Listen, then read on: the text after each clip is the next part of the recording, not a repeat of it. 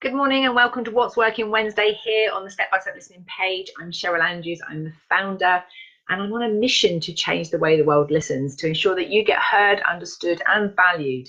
And it can start by you hearing and understanding yourself. So today the subject is why positivity can kill clarity and confidence. A couple of things have happened this week. Firstly, I was helping out at the Square Pegs charity AGM last week, last week. And one of the things that can happen, and the example is that the charity is doing amazingly. It's doing really, really well. And we have made such a big difference to the lives of local people in our community who have, perhaps in the past, been isolated. There's been such great success stories, amazing success stories. However, if we only talk about the success stories and we don't talk about what's not working, we often can't get the help that we want. So we need to think about that right now, because I do believe we've become a society where people who are talking about what's not working are labelled as negative or mood hoovers or whatever else you want to call them. They're given this sort of this feeling that it's not right to have a complaint or to whinge about something. We went and saw a friend last week, Mark and I, and he was downloading to us about things that were going on, and things were really terrible. And he sent us a text after saying, "I'm really sorry to moan at you. I shouldn't have done that. That's not what you came to see me for." But actually, we have to, as human beings, be able to express the whole of us. And sometimes what we're thinking or feeling is about things that are not working. And if we don't express that, often we can't get clarity and confidence of what those feelings and thoughts really mean to us, and the people around us can't help or support us. Where it doesn't work, and this is where the labeling comes in, and if we generalize, is if we get what I call stuck in the story. So the why part of the process in clarity is about you, and you matter, and your story's got value. However, sometimes when we've got a story about things that aren't working, we can often get a lot of attention. People will listen to that story. And so what can happen is we get stuck in telling the same story, or we sound like we're telling the same story, but small things have changed, but we're not aware of it, or the listener who's listening to us feels like the story isn't changing, and then that becomes difficult to listen to. So from two perspectives, if you're somebody who is telling a story over and over again about what's not working and people aren't listening to you, then be consciously aware of things that are changing in that story. So look for things that are improving that you can tell them about, as well as the stuff that's not working, because it's very unlikely that anything is staying the same. But also be willing, when you're somebody who's really positive and talks about everything that's really working all the time, to be willing and able to talk about what's not working, because if you don't talk about that, you don't find strategies to solve the problems, and other people don't know that there is a problem and therefore can't help you. So going back to the AGM, everything's going really, really well, and at the same time, the office manager, Shaz and Charlie, need to manage the resources better, so they get more time off, so their own health and well-being is taken care of. And we have to stabilise getting monthly income coming into the charity, so that the overheads are covered, so that everybody within the system can work more effectively and not spending all of their time trying to raise money just for the next month's rent. They'll be able to focus on the work that they're to do, which is to listen to the people in our community. So that's one example, if you don't speak about what's not working. And the other example that came up for me this week, and those of you saw my Facebook post yesterday, is over the last probably a couple of weeks, maybe a couple of months, I've heard myself say in my head, "I'm struggling with," and then I've stopped myself from saying that out loud and talking to anybody about it, because it's almost like the strength and solution detective part of me just kicked straight in and went, "Okay, so if you're struggling, what would you like to have happen?"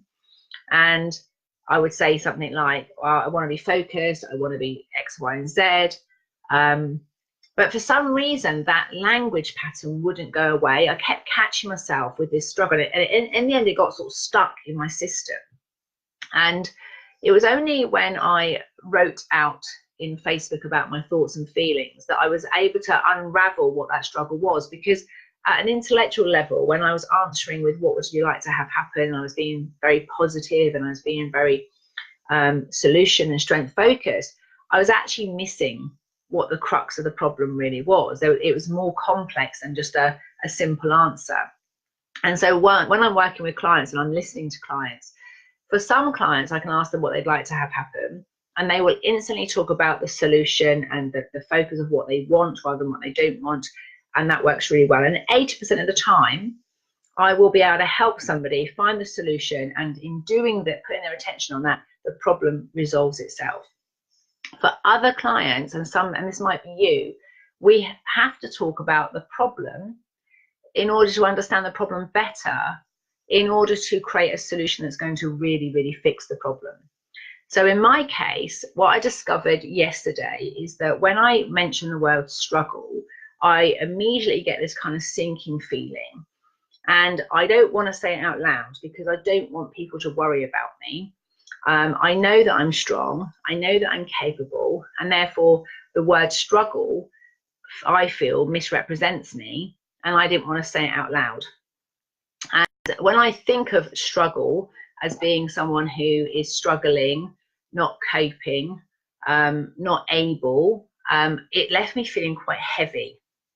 And when I realized is that actually what the struggle I was talking about was really what I meant was I'm managing a lot, or I'm juggling, or I'm going through a growth phase at the moment. So I often see like the metaphor of the butterfly, where they've got the cocoon and they're growing inside, but when they've got to get out, they've got to sort of kick their way out of the cocoon.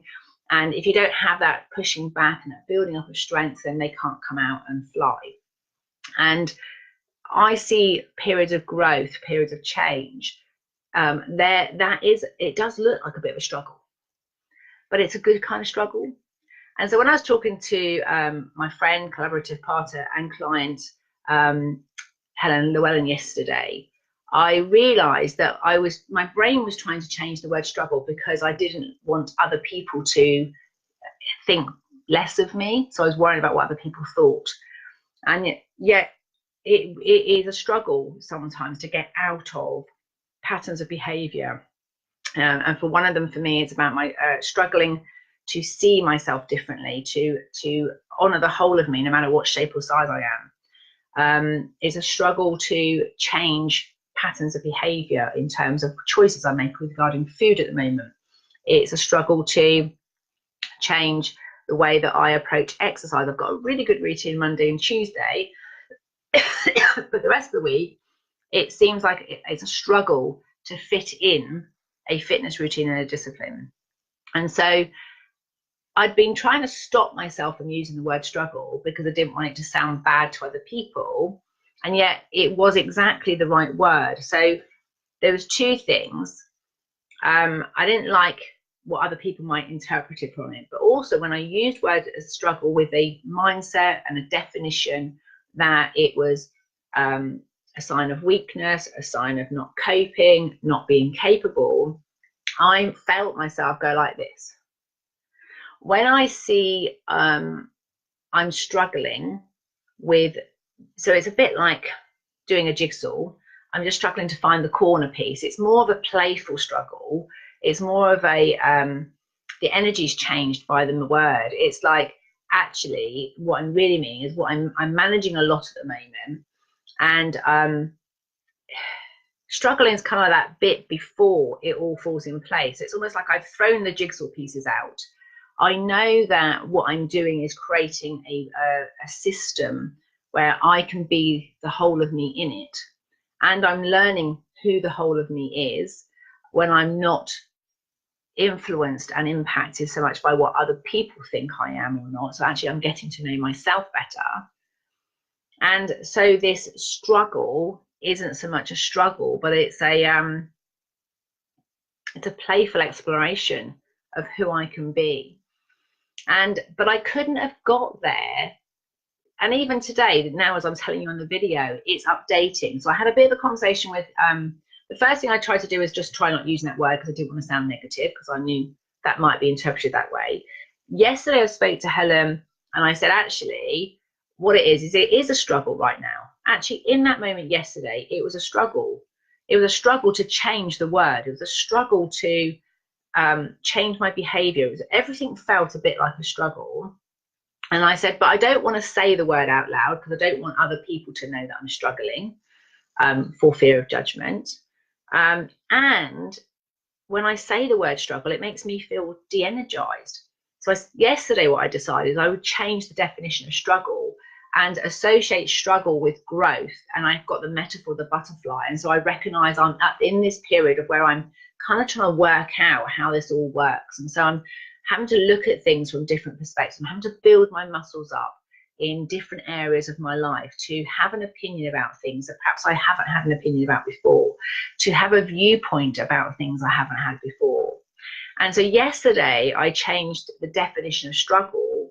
And what I'm noticing today is that it's less of a struggle. It's actually exploration. It's actually fun.